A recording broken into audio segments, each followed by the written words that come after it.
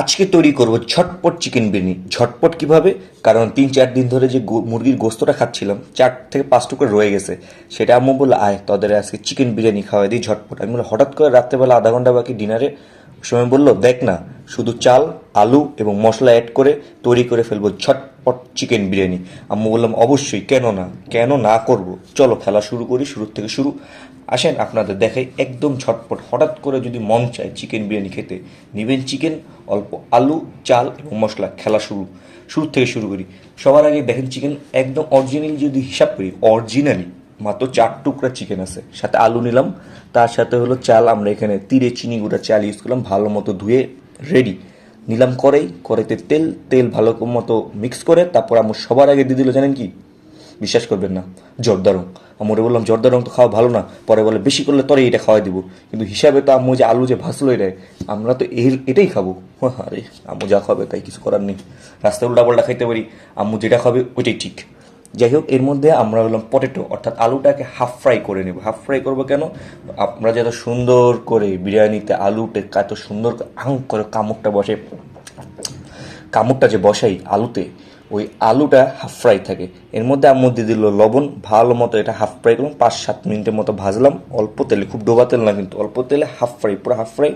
এরপর এটা সেট করে নেব আলু ভেজে, তারপরে এটার মধ্যে দেবো পানি দিচ্ছি কেন আপনারা সবাই জানেন, একটা দুইটা এই মগের মধ্যে 200 ml মতো পানি ধরে, টোটাল আম্মু 4 বার পানি দিছে, 4 বার পানি দিল আন্দাজ হিসাবে। তারপরে এখানে হলো প্রথম খেলা হলো মশলা, দালচিনি, এলাচ এবং স্টার মশলা। ভাই স্টার মশলাটা দিবেন, এই মশলাটা যে এত ভালো লাগে, মানে একটা আলাদা গ্রান খাবারে অ্যাড করে, এই জিনিসটা আগে জানতাম না। তারপর দিলাম তেজপাতা, সব কিছু পরিমাণ মতো দিয়ে দিলাম। চাল কিন্তু আমার 1 কেজি, এবং এখানে হলো আমাদের গোপন মশলা, গোপন বলতে আবার ওই গোপন না, মানে অরিজিনালি একটা সিক্রেট মশলা আমরা এখানে ইউজ করে, সেটা কি কমেন্টে জানাবেন, মানে জানতে চাবেন তাহলে জানাবো এটা কী মশলা, মানে নিজেরা শুনলেও হাসবেন। যাই হোক, এর মধ্যে হলো ভাজা আলুটা আম্মু যেটা ছিল সেটা পানিতে দিয়ে দিল। এখানে রিল্যাক্সে কুকিংটা হবে, আমাদের খেলাটা এখানেই জমবে। তার আগে হলো এখানে আম্মু একটু 1 চামচ মানে 2 চামচ সম্ভবত ঘি দেয়। ঘিটাতে দেওয়ার কারণে যে গ্রানটা আসে, মাশাল্লাহ আল্লাহ রহমত, খুব সুন্দর একটা গ্রান আসে। ভালো মতো চামচটা ধাক্কা দিয়ে নিলাম, কারণ ঘিয়ের দাম অনেক ভাই, চামচে লেগে থাকা যাবে না। যাই হোক, এরপরে হলো খেলাটা আম্মু, তারপরে কী করো আম্মু ভুলে গেছি, একটু জলদি আগাও না। আম্মু মনে কিছু আনতে গেছে, ভাই কোথায় আম্মু? লবণ নিয়ে আসছে। তো আলুতে সামান্য দিয়েছিলাম, এবং এখানে পরিমাণ মতো লবণ, অনেক লবণ বেশি এবং কম খেতে পছন্দ করেন, কিন্তু সীমিত পরিমাণে লবণ ইউজ করবেন। চালটা এখন ভালোভাবে ভিজিয়ে রেখেছিলাম, আরও ভালো মতো ধুচ্ছি ডান বাম করে।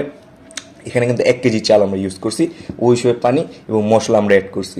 যদি আপনি এখানে 2 কেজি চাল ইউজ করেন তাহলে মশলাগুলো ডাবল হবে, এভরিথিং যেগুলো আমরা ইউজ করছি সেগুলো ডাবল হবে, শুধু আলুটা বাদে। আলুটা আপনাদের ইচ্ছা, অনেক খেতে চিকেন বিরিয়ানিতে অনেক আলু পছন্দও করেন না, কিন্তু আলু ছাড়া চিকেন বিরিয়ানি আসলে কেমন জানি একটু নড়বড়ে, মানে বউ ছাড়া শালি এরকম কিছু, ছি কি ফালতু কথা।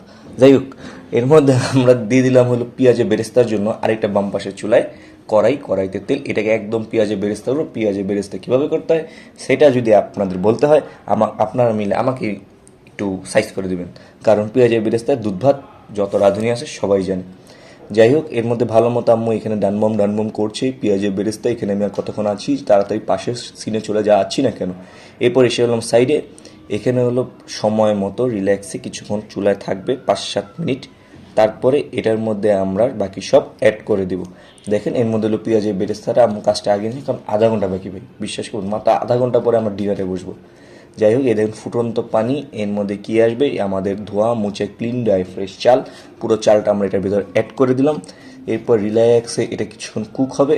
তারপরে যখন দেখবেন পানিটা টেনে নিয়ে আসছে, এখানে আমরা গোস্ত টোস্ত সব কিছু দিয়ে দেবো। তার আগে আম্মু 2টা মরিচ দিয়ে দিল ঝাল এবং গ্রানের জন্য, মেনলি গ্রানের জন্য। 2টা মরিচে আহামরি কোনো ঝাল আসবে না, 2টা মরিচ মানুষ এমনি চাবাই খেয়ে ফেলতে পারবে। যাই হোক, এর মধ্যে হলো আমরা চলছি, আমাদের খেলা চলছে।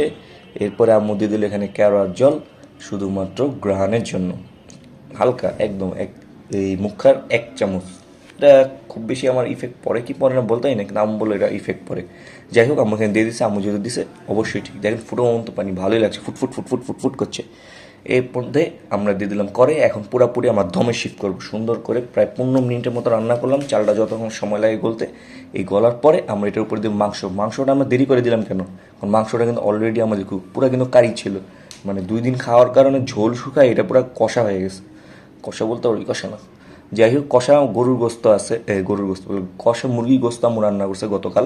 সেটা ভিডিও ইনশাল্লাহ আগামীকাল দিয়ে দেওয়ার চেষ্টা করবো ইনশাল্লাহ, আল্লাহ ভরসা, আল্লাহ যদি সহায়ক হন। যাই হোক, এর মধ্যে আগে বিরিয়ানি কাজটা কাম তামাম করে নিই ভালো মতো, একদম সানডে মানডে ক্লোজ। তার আগে ভালো করে মাংসটা মিক্স করি।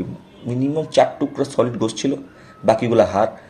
আমি, আমার বোন আর ছোটো ভাই 3জন মিলে খাই। আম্মু অল্প ভাত এবং অল্প চিকেন বিরিয়ানি খাই। মেনলি হলো আমরা খাবো দেখেই আম্মু রান্না করে। শুধু আম্মু বললো বিরিয়ানি, আমি হ্যাঁ হ্যাঁ হ্যাঁ হ্যাঁ, মানে গরিবের পেটে ঘি পড়ছে এরকম একটা অবস্থা, গরিবের কুত্তার পেটে ঘি পড়ছে তো। যাই হোক, এর মধ্যে হলো আম্মুর পেঁয়াজের যে বেরেস্তা সেটা উপরে সুন্দর করে সাজিয়ে দিল, একদম ভালো করে রেডি টু ইট। এবং রেডি টু ইট না, এটাকে আবার দমে দেবো। এখন খুব দমে রিল্যাক্স রান্না হবে। যে আম্মু ঢেকে দিল, এটার উপর দিয়ে দেবে পুতা। এই দেখেন আঁচ হলো এখন মাঝারি, মাঝারি থেকে কিছুটা কম, একদম পূর্ণ দমে রান্না হবে। 2টা ডিমও আম্মু সিদ্ধ এটার মধ্যে ছেড়ে দেয়। আহা, দূর দুপুরে খামু ভাত। নাহলে এই ভিডিওর ভয়েস দিয়েছে, এই আওয়াজ করে কাটারে আশেপাশে বিল্ডিংয়ে ফুটাফুটি করে আওয়াজ করে, নিজের ভয়েসের মধ্যে ডিস্টার্ব দেয়। ফোনের তো মনে ভাই গ্রান পেয়ে গেছি, এত ভালো লাগছে। যাই হোক, ঝটপট বিরিয়ানির মধ্যে এত যে সুস্বাদু লাগবে এটা সত্য কথা আমি কল্পনাই করতে পারিনি। অনেক সুন্দর রান্না হয়েছে আলহামদুলিল্লাহ। এবং চিকেনটা তো আগেও টেস্টি ছিল, এই কাজটা করে আরও সুস্বাদু লাগছে। এই দেখেন বিরিয়ানি আমাদের রেডি। যখন আম্মু বের করছে, আম্মু আরেকটু 10 মিনিট দিতে হবে, কারণ চালটা আরেকটু রান্না করা বাকি ছিল। তখন আমরা চালটা আবার দিয়ে দিই, কিন্তু এই পুরো দমের উপরেই পুরো রান্নাটা হয়ে যায় এবং খুবই সুস্বাদু লাগে। এরকম ঝটপট বিরিয়ানি একবার রান্না করে অবশ্যই দেখবেন। হঠাৎ করে সাডেন প্ল্যান করবেন, জিনিসপাতি কিন্তু একদম চেঞ্জ হয়ে যায়। আশা করি ভিডিওটা আপনাদের ভালো লেগেছে। লাইক, কমেন্ট, শেয়ার দিয়ে আমাদের সাথে থাকবেন। এবং আস্তে আস্তে আমাদের 6-7 মাস পার হয়েছে, 300 সাবস্ক্রাইবার সামথিং, অনেক ভালো প্রোগ্রেস আমার হিসাবে। ইউটিউবে এই কুকিং ভিডিও নিয়ে প্রোগ্রেস করাটা আমি দেখছি বেশ টাফ। মানে ঘরোয়া যদি রিভিউ টিভিউ থাকতো হয়তো আরও জলদি করতো, গ্রো করতো। যাই হোক, সমস্যা নেই, আপনাদের সাপোর্ট থাকলে সব কিছুই করা যাবে। এই যে এখন হলো আমরা টেবিলে নিয়ে আসছি খাওয়ার জন্য। এই দেখেন 2টা ডিম আম্মু দিয়ে দিচ্ছে, একটা আমার জন্য, একটা আমার ছোটো বোনের জন্য, কারণ আম্মু ডিম রাতে খেতে পছন্দ করে না।